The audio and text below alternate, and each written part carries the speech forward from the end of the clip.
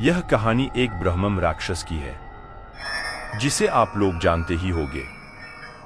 इस पर कई कहानियां बनाई जाती है और राक्षस के अनेक नाम होते हैं, जैसे कि पिशाच, राक्षस, डायन, चुड़ैल आदि बहुत से नाम होते हैं।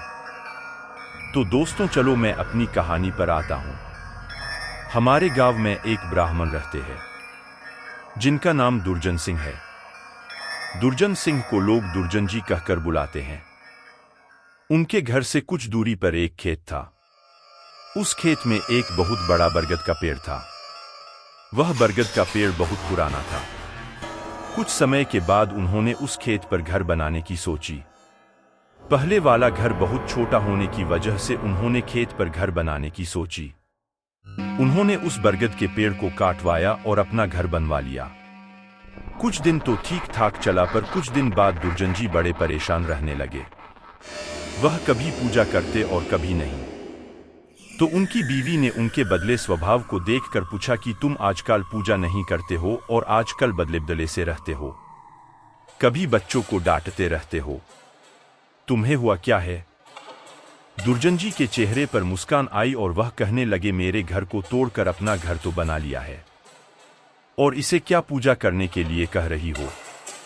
मैं ही तो भगवान हूं, इसे पूजा करने की कोई जरूरत नहीं है।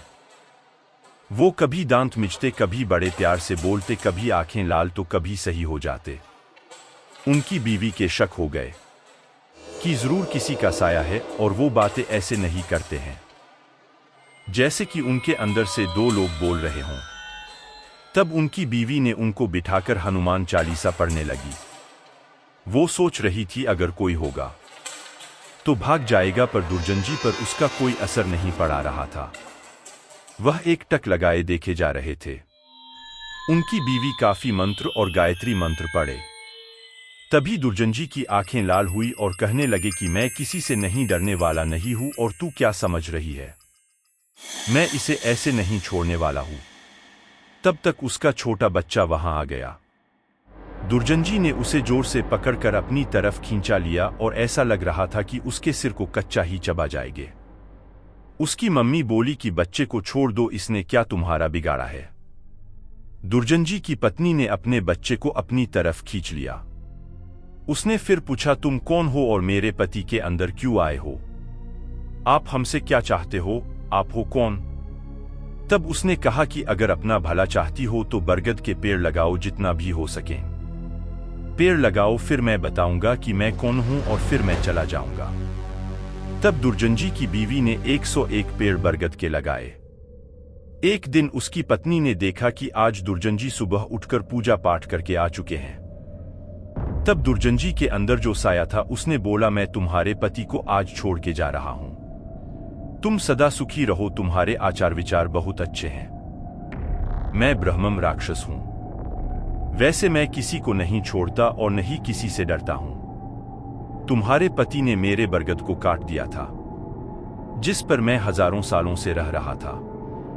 मुझे गुस्सा तो आया, पर मैं तुम्हारी अच्छाई के कारण मैंने इन्हें छोड़कर जा रहा हूं। तब दुर्जन जी अचानक सही हो गए। तब दुर्जन जी की बीवी की आंखों से आंसू निकल आए।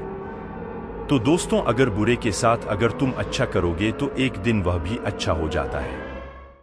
आप लोग कमेंट बॉक्स में बताइए कि यह कहानी कैसी लगी। ऐसे ही नई कहानी सुनने के लिए हमारे चैनल को सब्सक्राइब कर लें, ताकि आपके लिए नई नई कहानियां सुनने के लिए हमेशा मिलती रहे।